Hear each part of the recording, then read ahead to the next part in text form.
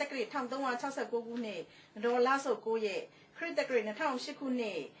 ဇန်နဝါရီလ2ရက်ဗုဒ္ဓဟူးနေ့သတင်းများကို BCJP News မှကျမတန်ထင်းဝင်းမှအစီရင်ခံပါမယ်ရှင်။ရွှေဝါရောင်တော်လိုင်းရေးတိုက်ပွဲကာလမတိုင်မီနှင့်ယခုတိုက်ပွဲကာလများအတွင်းမြန်မာစစ်အာဏာပိုင်များအားအမှုပညာစွမ်းအားဖြင့်ရဲရင်စွာတိုက်ပွဲဝင်နေကြသူများဟုပြည်သူလူထု၏အတိအမှတ်ပြုထောက်ခံအားပေးမှုပြေဝရရှိထားသည့်တီလီတီညီကိုများနှင့်အတူနာမည်ကြီးလူရှင်တော်ဂေါ်စီလာဦးဆောင်သောဟာသအမှုပညာအချင်းအင်အားစုအဖွဲ့သည်နိုင်ငံခြားတိုင်းပြည်များတွင်ရောက်ရှိနေသောမြန်မာလူမျိုးများအားသူတို့၏အမှုပညာစွမ်းအားဖြင့်ဖျော်ဖြေရန်ပြပခီးစဉ်များဖြင့်မလေးရှားနိုင်ငံတွင်ဂျမန်နေ့ကဖျော်ဖြေခဲ့ပြီးအမေရိကန်ပြည်ထောင်စုဩစတြေးလျထိုင်းကိုရီးယားဂျပန်နိုင်ငံများသို့တွားရောက်ဖျော်ဖြေတင်ဆက်ဦးမည်လည်းတင်ရရှိပါတယ်ရှင်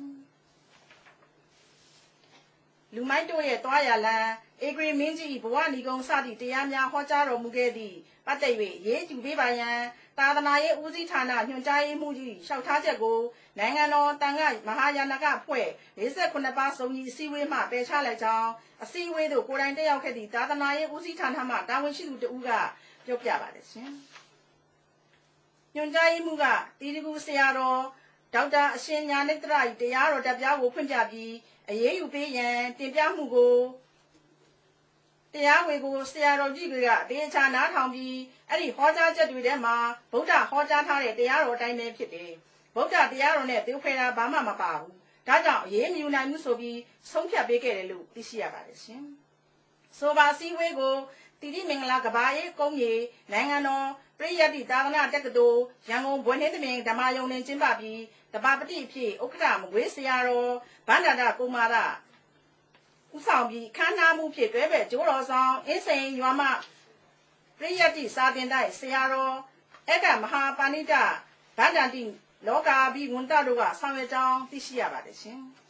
တီတကူဆရာတော်ဒေါက်တာအရှင်ညာနိတ္တရ၏ဆိုပါတရားဝင်နဲ့ပတ်သက်ပြီးစစ်ဆိုးရကတရားဝင်ပိတ်ပင်ထားခြင်းမရှိတော့လေရန်ကုန်မြို့လမ်းဘေးများတွင်တရားဝင်ရောင်းချနေသည့်ဆိုင်များကိုမူ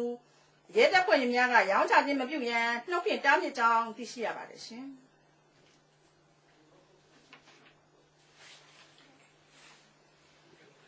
ရခိုင်ပြည်နယ်တောင်ကုန်းမြို့နယ်က NLD မျိုးသားဒီမိုကရေစီအဖွဲ့ဝင်ဦးခေလှနှင့်ဦးမင်းအောင်တို့လွတ်မြောက်ရေးပြည်သူ့ဆန္ဒဖော်ထုတ်ပြီးလက်မှတ်ရေးထိုးတောင်းဆိုထားတဲ့စာကိုဗိုလ်ချုပ်မှုရှိတန်းကျွေတန်းပေးပို့မဲ့လှုပ်ရှားမှုကိုဒီဇင်ဘာ29ရက်နေ့ကစတင်ခဲ့ရာယခုချိန်ထိလက်မှတ်4-5 တောင်လောက်စုဆောင်းရရှိနေပြီလို့ဒေသခံတအုပ်ကပြောဆိုပါတယ်ရှင်။လောလောဆယ်မှာဦးခေလှနဲ့ဦးမင်းအောင်တို့2ဦးစလုံးတန်တွဲကျင်းထောင်မှာရှိနေပြီးဦးခေလှကထောင်ဒဏ်4နှစ်နဲ့ဦးမင်းအောင်ကထောင်ဒဏ်2နှစ်ကျခံနေရပါတယ်ရှင်။ဦးခေလှကိုမိသားစုချင်းအချင်းချင်းများတဲ့အမှုနဲ့တောင်ကုန်းမြို့မှာနိုဝင်ဘာ28ရက်နေ့ကဖမ်းဆီးခဲ့တာဖြစ်ပါတယ်ရှင်။တရားထက်အမှုကိုအပြီးစစ်ဆေးပြီးညရင်းချင်းတန်တွဲထောင်ကိုပို့ခဲ့ပါတယ်။စက်တင်ဘာလကတန်ခါတပိတ်ဒီကမှာရှင်စက်တင်ဘာလကတန်ခါတပိတ်တော့အတွင်းတောင်ကုန်းမြို့မှာရှိမနေပဲအော်တိုဘာလကျမှမြို့ကိုပြန်ရောက်လာတဲ့ဦးမင်းအောင်ကိုတော့ပြန်ရောက်ပြီးနောက်တနေ့အော်တိုဘာ23ရက်နေ့မှာဖမ်းဆီးခဲ့တာဖြစ်ပါတယ်ရှင်။ဦးခင်လှနဲ့ဦးမင်းအောင်တို့ဟာအာဏာပိုင်တွေရဲ့အာဓမ္မလုံအားပေးခိုင်းစေမှုနဲ့ပတ်သက်ပြီးကျေးရွာလူထုကိုစား ILO လုံသမားအဖွဲ့ချုပ်ကိုတိုင်ကြားခဲ့သူတွေဖြစ်ပါတယ်ရှင်။ကိုကျုံးမဖက်ပဲကျေးရွာလူထုအကျိုးတည်ဖို့သူတွေဖြစ်လို့သူတို့လွတ်မြောက်ရေးအတွက်လက်မှတ်ရေးထိုးတောင်းဆိုရမှာကျေးရွာလူထုကအခုလိုအားတက်တရောပါဝင်လက်မှတ်ရေးထိုးထားတာလို့ဒေသခံတွေကပြောဆိုပါတယ်ရှင်။လက်မှတ်တွေကိုဒီသတင်းတစ်ပတ်နှစ်ပတ်အတွင်းစုဆောင်းပြီးဗိုလ်ချုပ်မှုကြီးတန်းရွှေထံပေးပို့မယ်လို့လည်းသိရှိရပါတယ်ရှင်။တရုတ်နိုင်ငံ၏စင်းမြင့် ID ဆက်သွယ်ရေးနည်းပညာဆိုင်ရာ ZTE Corporation သည်မြန်မာနိုင်ငံအားနိုင်ငံတကာမှစီးပွားရေးအရပိတ်ဆို့ရေးယူမှုအပေါ်အခွင့်ကောင်းယူပြီးမြန်မာနိုင်ငံ၏ထောက်လှမ်းရေးဆိုင်ရာအသုံးချနည်းပညာများစက်ပစ္စည်းများအားရောင်းချကူညီနေသည့်အပြင်၎င်းကုမ္ပဏီအစီအစဉ်ဖြင့် ID ပညာရှင်2ဦးအားမြန်မာနိုင်ငံသို့ဆေလွှတ်ပြီးဒီမိုကရေစီရေးလှုပ်ရှားနေသူများဖိနှိပ်သည့်အစီအစဉ်များတွင်ပါဝင်ပတ်သက်နေကြောင်းနာဖာနှင့်နိစ္စသည့်အတိုင်းဝိုင်းမှသတင်းရရှိပါတယ်ရှင်။ ZTE Corporation ၏ပတ်သက်မှုနှင့် GSM ဖုန်းများအားကြားဖြတ်ဖမ်းယူခြင်းအင်တာနက်နှင့်အီးမေးလ်တို့အကြားဖြတ်ဒီကမှာရှင်အင်တာနက်နှင့်အီးမေးလ်တို့အားကြားဖြတ်ဝင်ရောက်ဖောက်ထွင်းခိုးယူခြင်းတရုတ်ပြည်၌သုံးစွဲနေသောဖန်နန်းမြင်ဝါယာကွန်ရက်အသုံးပြုထိုးဆက်ထားခြင်းစသဖြင့်သော IT ဆိုင်ရာနည်းပညာအရနာဖစစ်အုပ်စု လှိုင်းရင်းများ၏ IT နည်းပညာလိုအပ်မှုအားဖြည့်ဆည်းပေးနေကြပေသည်ထုတ်တရုတ် ZTE Corporation နှင့်အကျိုးတူစီးပွားဘက်ကုမ္ပဏီများသည်ကျွန်ုပ်တို့နှင့်မြန်မာပြည်၏အဓိကရန်သူများပင်ဖြစ်ပါသည်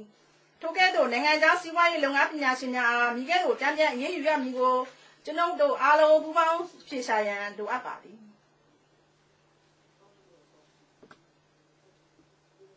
ပြီးခဲ့တဲ့ဒီဇင်ဘာ19ရက်နေ့ကမြန်မာအစစ်ဆိုးရပိုင်းမြန်မာအလင်းသတင်းစာရဲမှာစောင်းပါရှင်ကျော်မင်းလူရွှေပြည်သာရေးသားခဲ့တဲ့ဂျပန်သတင်းတောက်နာဂါယီခန်းကြီးဆန်အကြောင်းရေးသားဖော်ပြချက်တွေဟာသတင်းတောက်နာဂါယီနဲ့သူလှုပ်ခဲ့တဲ့ APF သတင်းဌာနရဲ့ဂုဏ်သိက္ခာကိုစော်ကားရေးသားထားတာဖြစ်သောကြောင့်တိုကျိုမြို့ခြေဆိုင် APF သတင်းဌာနကမြန်မာအလင်းသတင်းစာကိုတရားစွဲဆိုဖို့ပြင်ဆင်နေကြောင်းသိရှိယခုပတ် BCJP News မှာသတင်းထုတ်လွှင့်မှုအစီအစဉ်များကိုဒီတွင်ပဲရန်နာဝင်ပြပါရှင်မြန်မာပြည်သူပြည်သားအပေါင်းကျမ်းမာချမ်းသာပါစေကြောင်းဆုမွန်ကောင်းတောင်းလိုက်ပါတယ်ရှင်